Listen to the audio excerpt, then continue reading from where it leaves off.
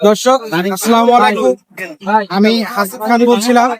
তো আমরা বের হয়েছি নদী ভ্রমণে। জেলা যুব দলের সেক্রেটারি জাহাঙ্গীর হোসেন চাচার নেতৃত্বে আমরা নদী ভ্রমণে বের হয়েছি।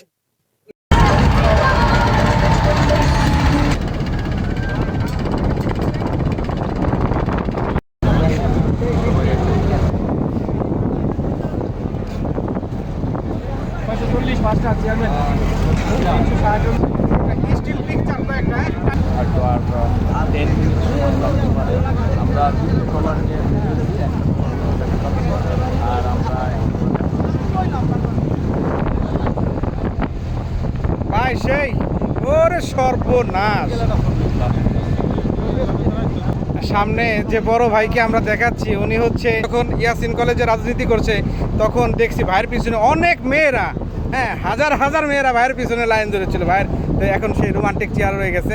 আমাদের পাশে রয়েছে আমার এক বিয়েই, হ্যাঁ দুই মিতা পাশাপাশি বসা। আপনারা দেখেন আমরা যে পরিবেশে বসে আছি একদম ন্যাচারাল।